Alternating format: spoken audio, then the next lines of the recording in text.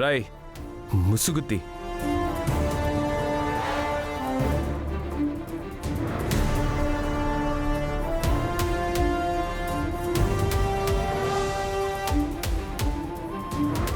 నా పేరు విక్రాంత్.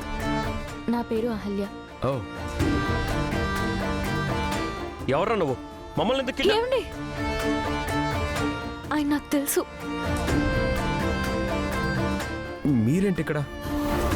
మీ వాళ్ళే మమ్మల్ని ఇక్కడికి తీసుకొచ్చారు. అసలు ఎందుకు ఇక్కడికి తీసుకొచ్చారు? డాక్టర్ గౌతమ్ అంటే మీరేనా?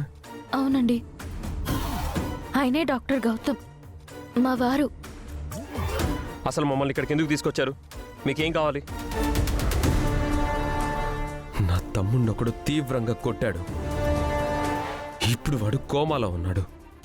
వాడిప్పుడు గౌతమ్ గౌతమ్ అని ఒక పేరు కలవరిస్తున్నాడు.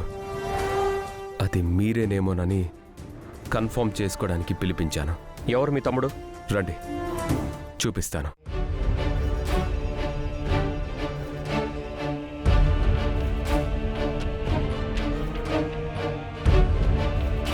తమ్ముడు,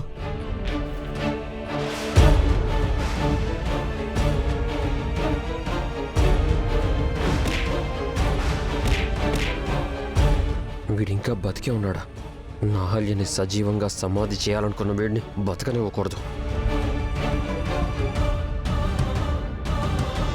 అతను కోమాలో ఉన్నాడు అంటున్నారు. మీరు కంట్రోల్లో ఉండండి. ఏదో ఒకటి చెప్పి మేనేజ్ చేయండి. రే, లేవరా తమ్ముడు, కళ్ళు తెరవరా. నువ్వు గౌతమ్ గౌతమ్ అని కలవరిస్తున్నావు కదా. ఆ గౌతమ్ ఇక్కడికి వచ్చాడ్రా. అతను ఇతనేనా? చెప్పరా. అరే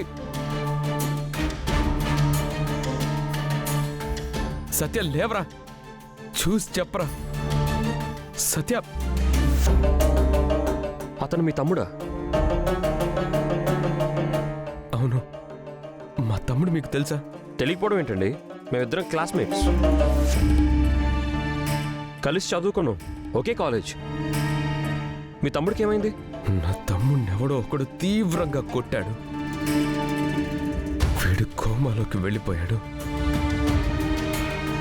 అప్పటి నుంచి కళ్ళు తెరవలేదు.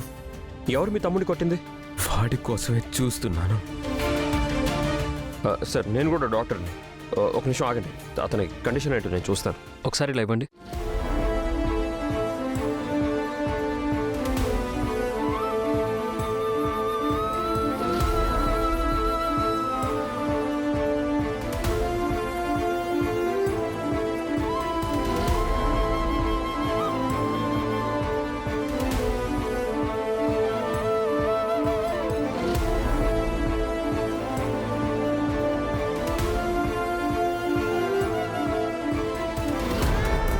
వీడి ఇప్పుడప్పుడే కోమాలో నుంచి బయటకు వచ్చేలాలేడు.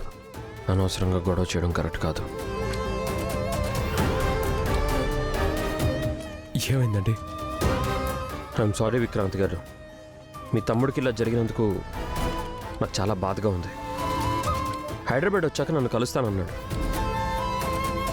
ఈలోపే ఇలా అంటే మీరు నా తమ్ముడి ఫ్రెండ్ కాబట్టే వాడు మీ పేరు కలవరిస్తున్నాడా? అవునండి.